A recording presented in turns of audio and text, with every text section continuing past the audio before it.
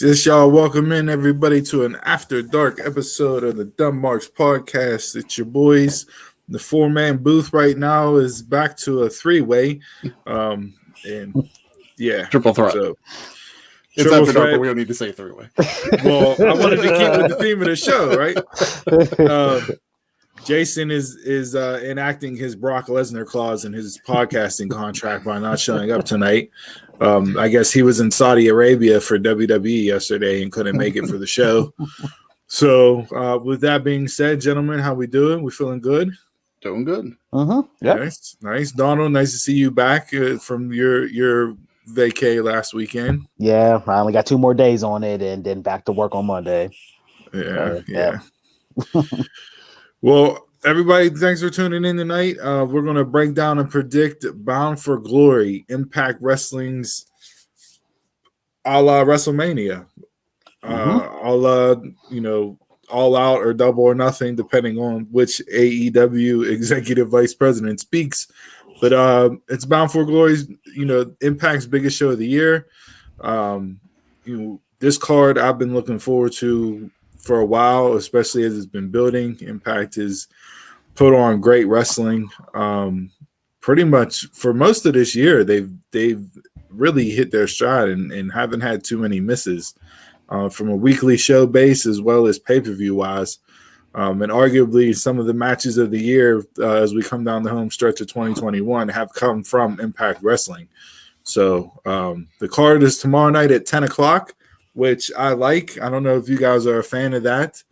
10 Eastern, since it's in Vegas. I'm not crazy about starting so late, but I mean, it's just like watching a UFC event. Yeah, it's no different, and it allows you to watch Dynamite from 8 to 10, and then you can go right into Bound for Glory. Yeah. So it's a hell of a night of pro wrestling on tomorrow night. And the pay-per-view will be the nightcap of it all. So with that being said, we'll go in through the card, we'll break it down, give you our predictions, what our match of the night may be, so on and so forth. If you're with us, let us know who you think is going to win each match, what picks we got right, what we got wrong, chime in, interact with the show, let us know, drop some comments, and let's get this party started. So with that being said, in no particular order, let's get into breaking down this card, which should be a very good show, top to bottom. We will go in a little bit of an order. The only one that we know for sure that will start the night is the pre-show match, which will be for the new Impact Digital Media Championship. It's a 6-way match. John Skyler versus Crazy Steve versus Fallah Bahh versus Jordynne Grace versus Chelsea Green. And as of today, Tenille Dashwood had to back out of the pay-per-view, so Madison Rayne will be taking her spot in this match. Yeah, hopefully it's nothing serious with Tenille. Haven't seen or heard anything since it was announced that she would not be on the card tomorrow night. I know they do TV tapings on Monday and Tuesday, which there still are tickets available for. If you guys are in the Vegas area and you want to go to the TV tapings, there's still tickets available for that. The pay-per-view itself is sold out, so that's a plus for Impact. Got a sold out house there, so that'll be good. Hopefully the crowd is raucous. I don't mind this match being on the pre-show. I don't think it needs to be on the main card itself, but it's something to get people, hyped up for and be a good way to get the crowd started on the night. And Impact here we got 3 guys and 3 girls. So the intergender wrestling Impact has done more of this recently than what they've done in the past. They've always done it in a good way, in a believable way. So I don't think there's any reason as to why this match couldn't come off as being believable, especially with the 3 women that are in it to begin with.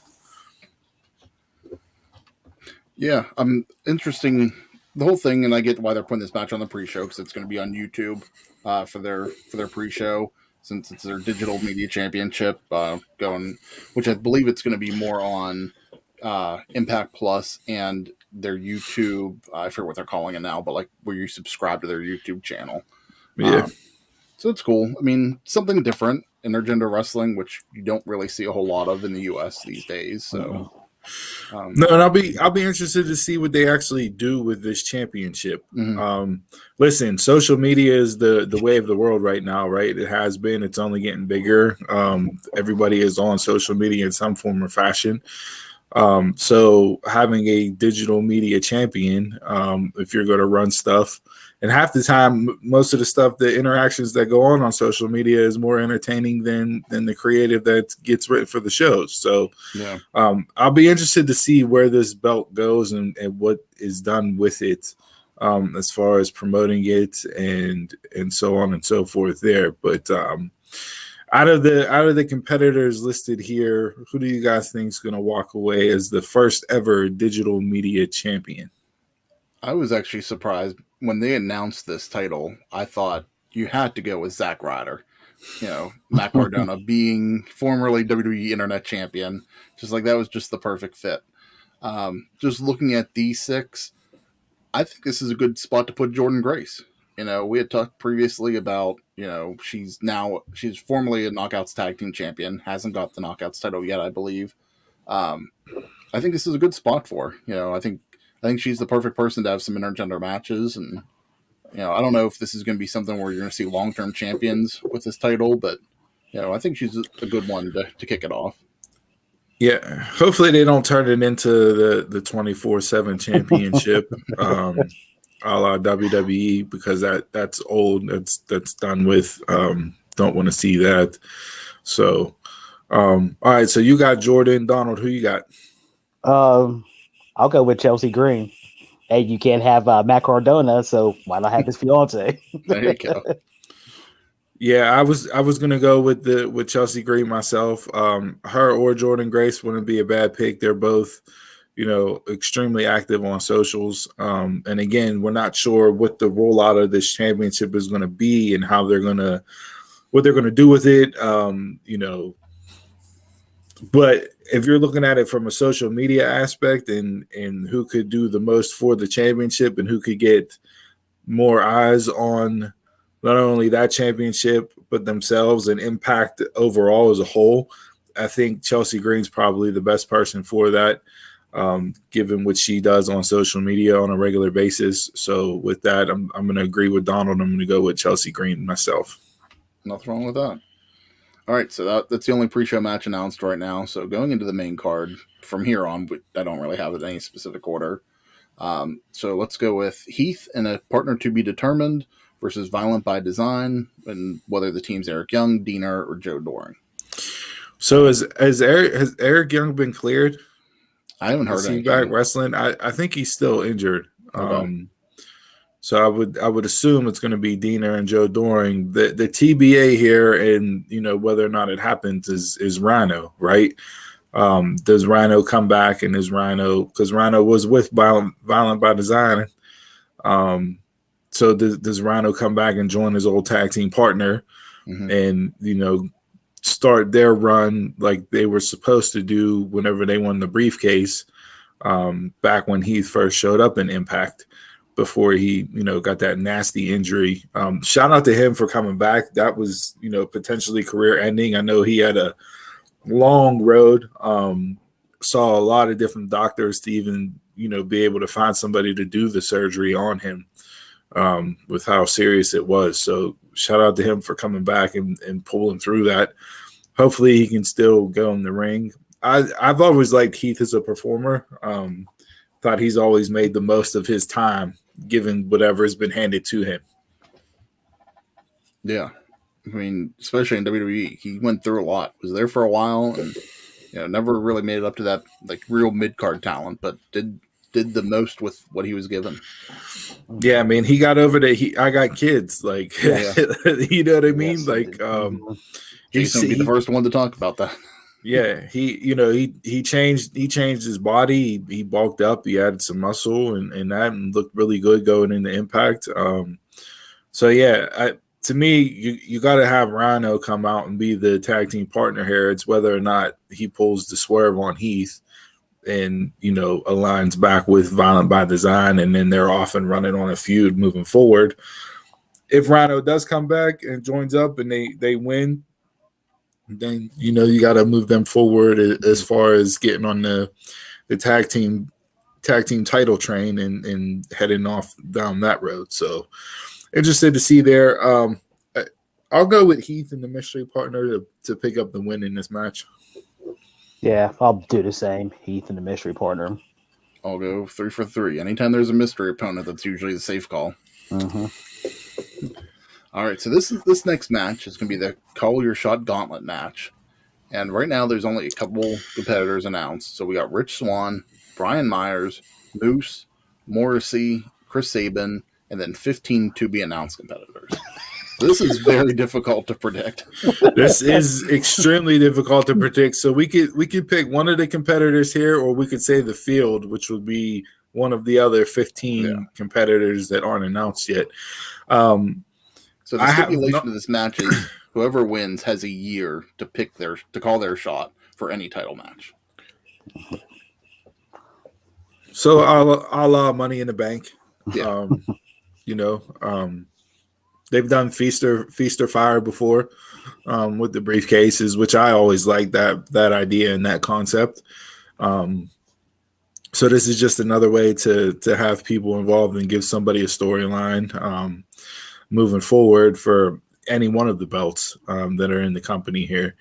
Like you said, this is extremely hard to go with. Is this like elimination? Is it one after the other? Do we know that yet? Did they didn't announce how it's going to work? I haven't seen anything. My guess would be over the top rope, but could be by pinfall. I'm not sure. I mean, if it's by pinfall, that's gonna be long. Way too many people for. Could be like one pinfall and that's it. Or I'm guessing over the top. Man, that's gonna be so chaotic for one pinfall. Yeah, I think you would have to go with the over the top style match here. Have your two guys start out and then another one come out just like you do in the Rumble. And go with that. I'm gonna go with Moose here. Okay. I don't. Moose has had a strong year. Looks fantastic. He's really dedicated himself in the gym and improving his look. I like him as a big man in the business. He can work. He can do a whole lot. I know, Chris, you're not as high on Moose as I am. Donald, I don't really know your feelings too much about him, but I've liked Moose since Ring of Honor. And I just feel like the mic work is the reason why they've never really put the belt on him. I thought he would have been Impact champion by now, and he hasn't gotten to that mountaintop yet. But I like Moose to have it here, and then he can, call his shot whenever he pleases and suits him best. I think it would fit his character the most. But, you could have a feel-good story in Chris Sabin. Moose and W. Morrissey have been doing some teamwork as of late, so don't know if they'll turn on each other or help each other out in this. There's so many different ways that this match can go. Which 15 unknown. Yeah, and that's what I'm going to go with. I'm going to go with somebody in the field because it's just a toss-up, and you never know. Somebody in that field could actually be somebody coming in from another promotion. So, who knows? Mm-hmm. Yeah, like you were saying about Moose, I kind of came to terms last year that they were going to put the belt on him. I'm not that I'm a huge fan, but I just felt that's the direction they were going with him. And, this could be a good option for him to get back into it, build him up a little bit more again and get back into it. W. Morrissey's been kind of hot shot a little bit since he's come in. They've been building him up lately, and that's who my pick's going to be. I think there's a very good chance someone in the field's going to win it. With 15 unknown, but with the ones that we know, I'll go with Morrissey. All right, so let's get into a title shot here with the Impact Knockouts Tag Team Championship. Champions Decay versus the incoming Inspiration. Donald, your tag team. Yeah, my girls are back. That's right. The former Iconics, former WWE stars here coming in. I'm really, really excited for them coming into Impact. I thought this was the best place for them to land. The women's division is strong in Impact. They do a lot with the tag team belts. And, for me, them going to Impact, it's more about me seeing them wrestle in the ring. Not saying that they didn't wrestle in WWE, but they were I don't even want to classify them as a comedy act because they weren't a comedy act, but they were more known for stuff outside the ring. You had the pose, like a la Christian Edge with the 5-second pose. But I'm really curious to see what they do coming in and how they've changed their characters. And this new chapter, this new version of the inspiration. The music video drops, so you can head on over to YouTube and look for that. Great music video, by the way.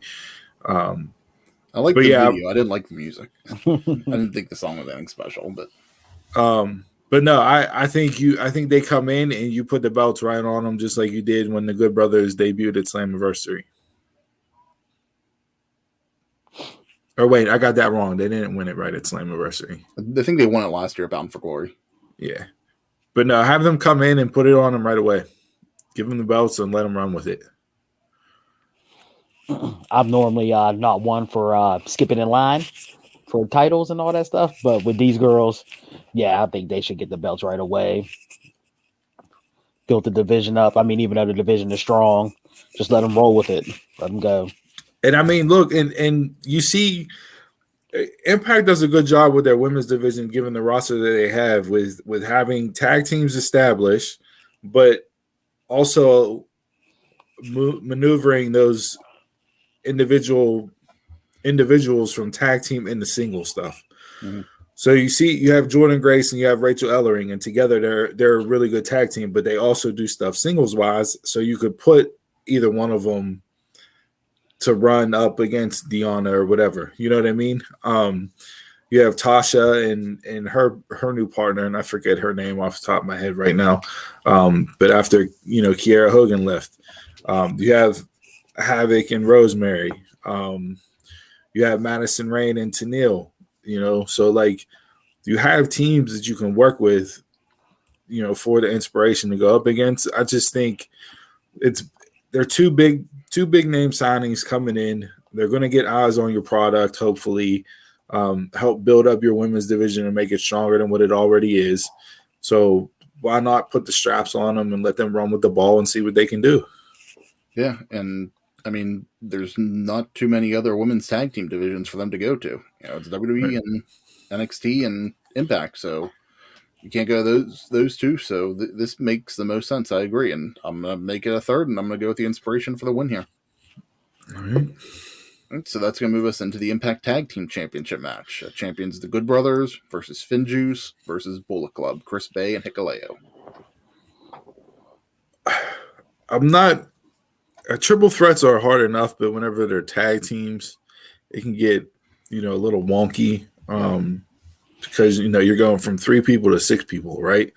I like all 3 of these teams. For me, I enjoy the Good Brothers. I know a lot of people can't stand them and think they're overrated and overhyped, and they do nothing except ride the coattails of others. And I think they get a bad rap in that sense. If you not that you want to harken back to what you've done in the past solely, but like their run in New Japan they were legitimately one of the best tag teams out, which is why they got signed by WWE based off of what they've done over there. Finjuice, I really like them a lot. Juice Robinson was great. Talk about reinventing yourself and making something whenever you were CJ Parker holding up picket signs as a hippie in NXT. He's done great things in New Japan, and him and David Finlay together are really good as a tag team. And this Bullet Club version here with Chris Bay and Hikuleo, like that's a strong team there. You got the smaller guy, bigger. You got power. You got speed. You know, there's some interesting dynamics there. Although they're brand new as a team moving forward. Right now, I think you got to keep it on the Good Brothers for right now. So I'm going to go with the champions retaining. Although this, out of all the title, well, I wouldn't say all the title matches because we'll get into that later. But this one is one where I can see they pull a switch. Okay. Yeah, I'm not a big fan of the Good Brothers at all, but I don't see them losing the titles. I think they're the best option in Impact right now as the champs. I don't remember when they won the titles back because they did lose it for a little bit. They've had a nice little run. Since Slammiversary, they've been kind of pushing the Bullet Club a little bit, and I'm kind of thinking Chris Bay and Hikuleo might have a chance here to pick up the win. So just for something different, I'm going to go with Bullet Club in this match, but it wouldn't surprise me if the Good Brothers retained either. Right. So let's go into the Vacant Impact X Division Championship match. Josh Alexander was the Impact X Division champion, but he did option C for the main event on Bound for Glory. So we're going to go with Trey Miguel, Steve Maclin, and El Phantasmo for the vacant title. And if you tuned in to any of our other Impact Wrestling pay-per-view prediction shows we've done here on After Dark, we always, kind of say the same thing with every X Division match, and the fact that it can be match of the night on any given show at any given time. That division has always been Impact's strongest. Although the knockouts, you can argue, has been there as well. But this, to me, this is going to be a barn burner of a match with just crazy moves, fast-paced offense. You got El Phantasmo in there, who's super creative. Trey Miguel, to me, is one of the most creative wrestlers, in wrestling right now with the stuff that he comes up with and does. I know you have like your TJPs and Ricochet before he got into WWE was that way. And then Steve Maclin, to me, is the wild card here. But with all that being said, I think it's time you put the belt on Trey Miguel and let him run with it. Coming off Josh Alexander, who gave you maybe one of the strongest X Division title reigns in company's history. And I'm talking about going back to TNA days, with AJ, Daniels, whoever you want to put up that has held that X Division title. I put Josh Alexander's run up against any of them. That's how good it was. That's how dominant he was, and literally cemented himself on the map. Once Ethan Page left. So I've been on the Josh Alexander train since that time. But to me, Trey Miguel is the guy here. Put it on him. I think he's due for a title reign, and let him go with it and see where he can take the ball next. I'm not familiar with Steve Maclin or El Phantasmo because I don't watch that much Impact lately. So I know Trey Miguel. I've seen his work before. So you don't remember Steve Maclin from WWE? No, I don't. No, I don't. He was part of it was him, Riker, and Wesley Blake up on SmackDown. Oh, they were the Forgotten Sons. Forgotten Sons. Not. No, I try to forget them. So,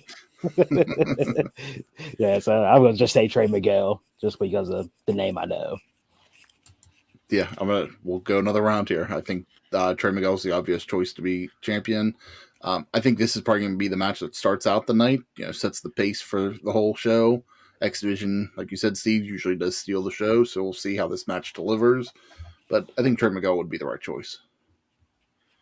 Let's go into the Impact Knockouts Championship. We have Deonna Purrazzo versus Mickie James. So Deonna Purrazzo was ranked 3rd in the top 500 women's list that got announced yesterday. 150, yeah. 150, top 150. She was 3rd overall. Impact Knockouts champion, Reyes de Reyes champion for AAA. I think she's either she's right near Taya's Taya's record for the longest reigning knockouts champion. If she hasn't already surpassed it, I can't combined remember. days she surpassed it, but one single reign, I think this week whenever I checked, she was at 340 some days. Taya was at like 370. So she's coming up on it. Yeah, she's another coming month up on and it. she'd beat it. Hey, listen, she's one that, you know, when WWE had her in the system, I was like, why are you not doing something with her? I've always been a fan of Deonna. Yes. The work rate is what it is. The character is tremendous, and she has done nothing but taking the ball with this championship and has not looked back. I mean, I don't know what else you want me to say about her. Like, she's, you know, she is that girl right now that you need to have in all conversations as far as the best women's wrestler in the world, given what she's done in her resume and what she's built up. So she was on Busted Open today talking about the match, you know, with Dave LaGreca, and, you know, she called it a meeting of generations. And, you know, Mickie is going for number 10 here for total championships between knockout titles and WWE women's championships. So she's chasing that double digit status. She's obviously, you know, a legend in women's wrestling. But she hasn't wrestled a lot over the years. She's been, you know, busy doing the NWA and Power stuff. You know, I think she's only had a couple of matches leading up to this match here. So, you know, will wing rust play into a factor? How much can she go? The story that they've told has been tremendous leading up to this. Both have been excellent. And, you know, this is something that's been in the making for 2 months, 3 months. So, you know, long-term storytelling, which we don't get much in wrestling right now, they've been able to do it with this storyline here, culminating in Bound for Glory. But for me, add Mickie James to the list of women that Deonna Purrazzo has knocked off. So she retired Jazz. She's going to, you know, boo-hoo on Mickey's possible 10th title reign here and continue her dominance. Yeah, there's no way Deonna's losing. She is like the best thing going women's wise. All out next to Britt. I was like, well, rumors. It's funny that you bring up Britt because Deonna. I saw the rumor and then Deonna hinted at it today in the interview. But rumor going around was that Deonna and Britt both went to Tony Khan and Scott D'Amore and have been pushing to try and get them to do something as far as a tag team together. So instead of having the champion versus champion dream match, they are best friends in real life. They're pushing to have them run together as a tag team, which I wouldn't mind seeing. That would be something different. Yeah, that's way different. Yeah, so you can get Britt over into Impact. That'll help draw eyes to Impact and have her work with the knockouts there, you know, pushing that way. But yeah, Deonna's hinted at that because Dave brought up the whole dream match scenario and Forbidden Door and all that. And Deonna was like, well, you know, a lot of people want to see me and Britt face each other. And, you know, but maybe we can do something as a tag team together. So it was like, okay, there's legs to the rumor and innuendo that were out there about that. So we'll see if anything comes of it. But yeah, that would be something that I would be interested in seeing them get behind if they do decide to pull the trigger on that. Yeah, that'll be real different there. Very, very different. But yeah, I'm going Deonna for sure. Yeah. I mean, like you said, Steve, this Mickie James interrupted Deonna's celebration at Slammiversary. So we've been doing this storyline since then. So good build up with it. They had Empower to kind of hype it up a little bit more in between. I don't see Mickie James winning this match either. I think Deonna's title reign has just been very dominant. Like you said, another legend just to knock off her list. Deonna, at the end of the day, at some point soon, will be the longest reigning knockouts champion. And I don't know who's going to be the one to knock her off that pedestal, but that'll be an interesting match once it happens. So I'm going to go with Deonna as well. Absolutely. You know, when you look across, like, and this is men's and women's, the just if you take the past year or a year and a half, I mean, you can argue Deonna's title reign is one of the best, if not the best, out of the bunch, men or women, given what she's done and who she's beat. She's 15-0 as the champion, so it's not like she's ducking anybody. She's literally defended the belt constantly. That's a lot of title matches when you think about it. So, like, you know, I know Roman's reign as far as the men's side goes, given its length and what he's done with it. But like I said, women's wise, it's a shame Impact doesn't get more viewers because it is a really good wrestling show. I don't know if it's just because them being on Access TV or what. I feel like the losing the Twitch, you know, deciding to move away from Twitch hurt them as far as viewers go. You know, they've plateaued on Access and haven't been able to garner any new viewership there. But again, I think that's more of an indictment on Access and how many TVs Access is actually available to. I know we don't have access to Access on our cable provider. So when I had Verizon, I had Access and I watched it because that's whenever I watched New Japan on there. But you know, since I now have Comcast and in our area they don't offer Access, and yeah, I loved whenever it was on Twitch. I think that was a huge downfall, and I'm not paying Impact just to watch their program each week. Like I don't think it's worth the money. I don't do it for NWA either. So. But at least with NWA, they'll add their stuff to their YouTube channel that you can watch it. Yeah. So you can still watch the show. Mm-hmm. It may be a week behind, but you're still able to watch it and stay up to date. Like you said, is the money a lot of money? No, it's not a lot of money whenever you break it down. But when you add in all the other streaming services that you pay for on a monthly basis, plus if you still have cable, factor that in. So it's like, do I want to spend another $5 or $7, whatever it is, you know, to pay to watch them on Fight? Probably not. But again, that's something that, you know, they need to do a better job of getting themselves out there because the product is a solid wrestling product. Yeah. Right now, the roster's deep, both men's and women's. It's highly underrated as a roster, especially the women's side. So, yeah, I just, you know, they got to do more to get themselves out there. I don't know what the plans are, but for right now, it kind of is what it is and got to roll with it. But it's not going anywhere because Fight Network Anthem bought Access just to put their product on there. So it's staying on Access for the time being. But they need some sort of avenue, whether it's renewing the Twitch deal or changing something on YouTube instead of getting money for it. Just put it on YouTube a couple days later or something. But I agree. Just they need to be out there more than what they are.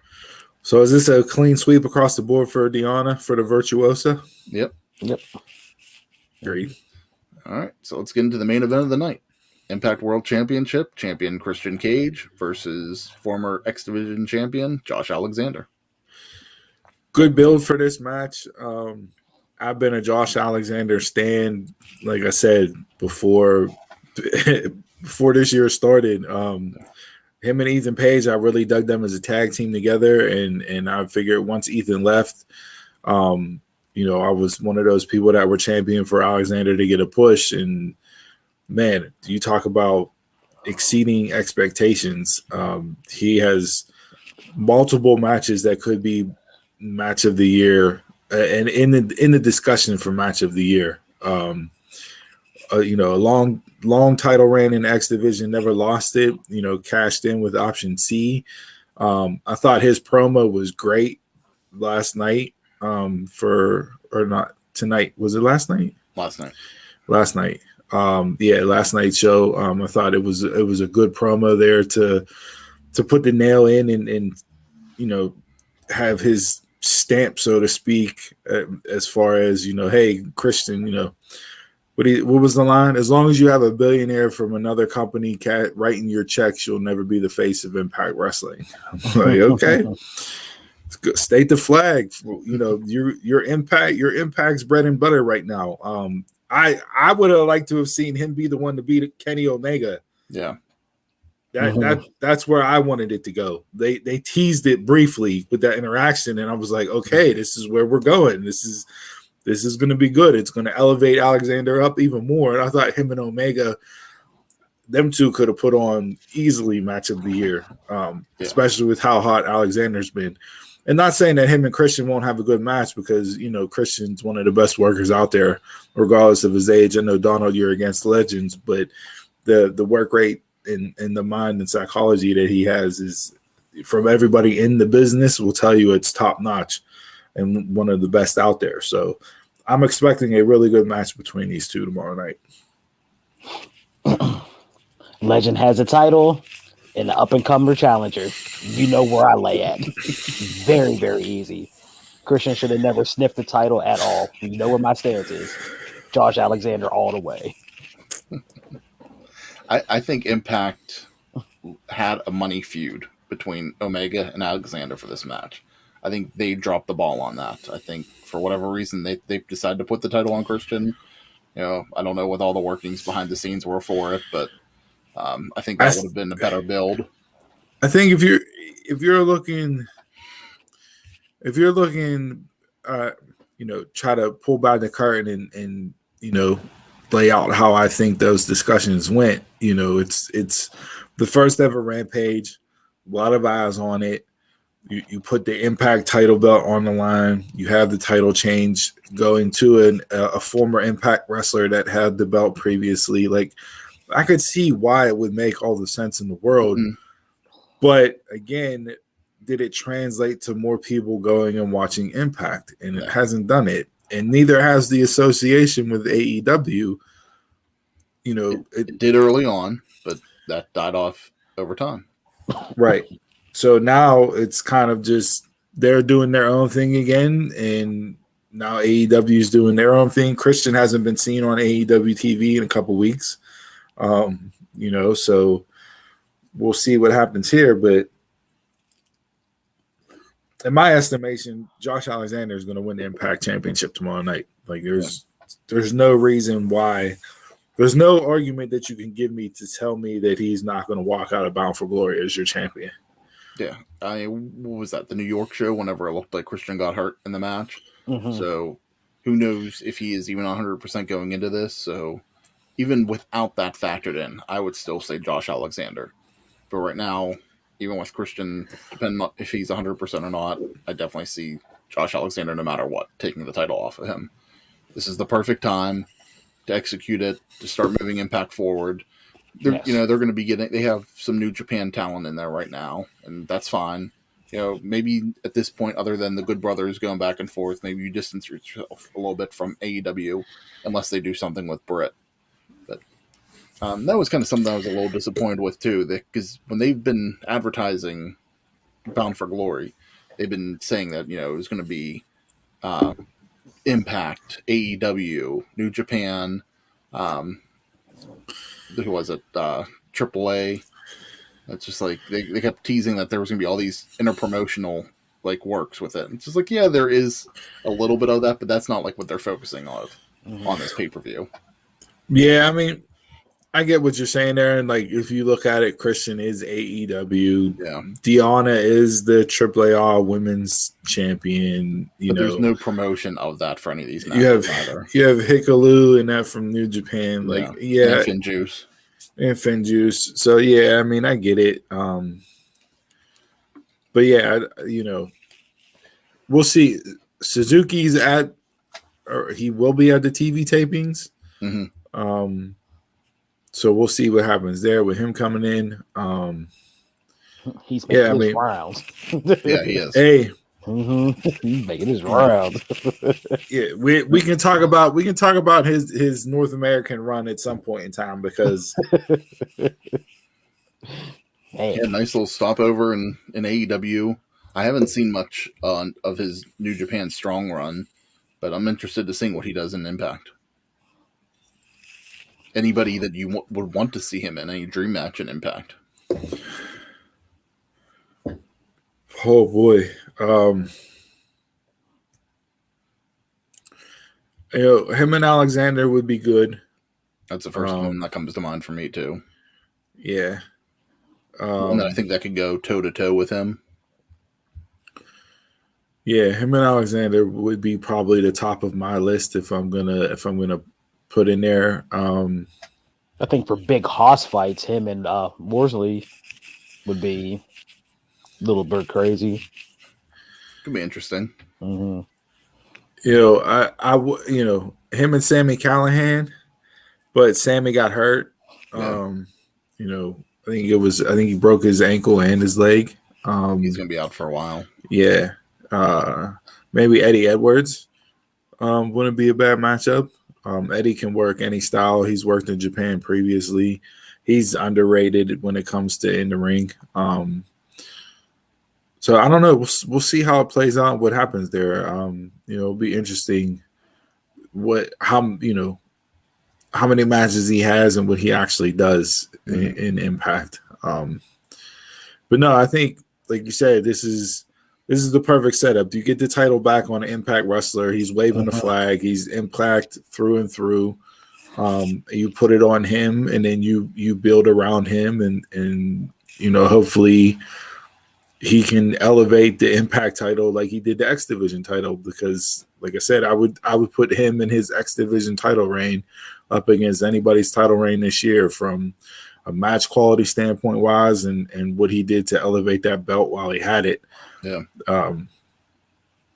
So yeah, I mean, that's where I think they need to go and what they need to do. But again, you got to figure out a way to get more eyes on your product, and who knows what that's going to do. Even if you can at this point, like has Impact just kind of maxed out and they are what they are, and people will tune in when they tune in? Or do you think that Impact can do something to garner more viewers? I think the whole Kenny Omega AEW crossover was probably the highest they were going to get. And at this point, I don't know. I think if Britt came over, they would get some more viewers on some stuff, but I don't know if it would increase subscriptions. So I think maybe people that have access might tune into it, and those that don't, they don't really have an option. I'm just thinking now, like you have Britt and Deonna against Jordynne and Rachel. Like that's a tag team match I want to see. Yeah. Mm-hmm. You have Britt and Deonna against Inspiration. That's a tag team match I'd want to see. That's definitely heels versus faces there. Yeah, both those matches, but especially the Inspiration. I mean, even Tenille and Madison, I wouldn't mind seeing, even though it's heel versus heel. But four people that can go.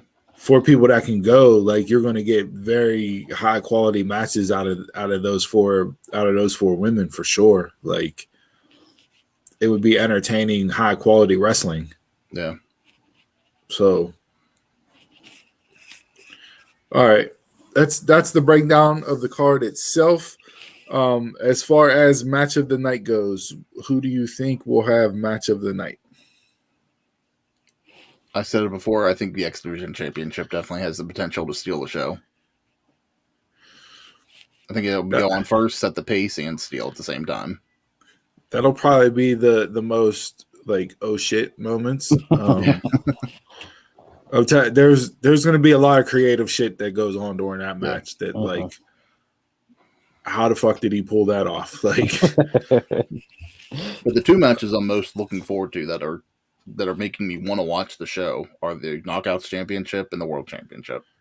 That's what I'm choosing for. Those are my two most ones that I'm most invested in, most looking with the most anticipation for. And honestly, I think Josh and Christian are going to have match of the night. That's what I was thinking too, because they're really technical with their stuff. Yeah, they're very technical with everything, and I'm thinking that's going to be match of the night. I'd love to see that because it's very rare that a main event's the show stealer. So it's definitely going to be more grounded in that stuff, and that's what I'm looking forward to. Yeah, the more grounded stuff, just not the spot fest. Yeah, I mean, they may pull off, a high risk move here and there, out of desperation or something like that. But from a psychology wise and a work rate wise, that match, to me is is everything that you can ask for out of not only a title match, but just a pro wrestling match in general between those two guys. So super looking forward to that. I hope Christian's not banged up. In actuality, there hasn't been anything at all. I know Jungle Boy referenced his neck on Dynamite last weekend, I believe it was. And I'm hoping that's more like storyline wise, just giving him time off based on his contract, and he's going to wrap up stuff with Impact here and then move back over to AEW and see what he does over there. But yeah. All right, so that's match of the night. That's the card, the breakdown. Let us know what we got right, what we got wrong, and let us know, if you're going to tune in for Bound for Glory. I think it's $40 on Fight. Yeah, I believe. To me, it's worth the money. If you're gonna buy an Impact Wrestling pay-per-view, Bound for Glory or Slammiversary are the two that you're gonna buy. Because those are the two that they tend to load up the most, and those are the two that they tend to have the most surprises on. Yeah, I agree. So maybe you get an Adam Shear, formerly known as Braun Strowman, show up in the Gauntlet match. Maybe you get a Wyndham, which rumors to be that's what his wrestling name will be going forward. The former Bray Wyatt, he will just be going now known as Wyndham. Which is his actual first name. Josh Alexander is going to need some competition, especially with Christian Cage and Kenny Omega not there. He's going to need somebody to step up. Yeah, Sammy's out. Who's gonna step up next to the plate? We shall see. But no, I think top to bottom, this should be a very, very strong pay-per-view. The Gauntlet match may get a little out of control, as well as the 6-man tag team match. But yeah, no, I think looking at the card top to bottom, this has potential to be a really good pay-per-view. And Impact in these situations, they've tend to over-deliver. I mean, they've put on strong pay-per-views all year. Haven't really had a bad showing on pay-per-view this year. It normally Twitter's a buzz whenever Impact has a pay-per-view. So I don't love Slammiversary, but in my opinion. Well, you're a little bit harsher of a critic over there. So tune in. Let us know where you're watching it from. Tweet along as the pay-per-view is going on. We'll be on social media, so hit us up. Let us know what we got right, what we got wrong. Tomorrow morning, we'll be back on our regularly scheduled time in the best four-man booth in the game. We'll be back at it, giving you our regular show. We'll have to cover on tomorrow's episode. As always, follow us on all social media platforms, Facebook, Instagram, Twitter. Email the show, dumbmarkspod@gmail.com. And head over to our Pro Wrestling Tees store, prowrestlingtees.com/dumbmarkspod. Hopefully we'll get some new merch up there soon. Got some ideas floating around. Going to run it past the Brain Trust here and see what we come up with. Get something new for the fall winter time. I think it's time to add something to the collection. So with that being said, thanks for tuning in tonight for another episode of the Dumb Marks After Dark. Gentlemen, anything else to say before we sign off for the evening? I'll see you tomorrow morning. All right. With that being said, thanks for tuning in again. I'm a Mark, you're a Mark, tell a Mark. And until tomorrow morning at 11 a.m. Eastern time, y'all can catch us around the way.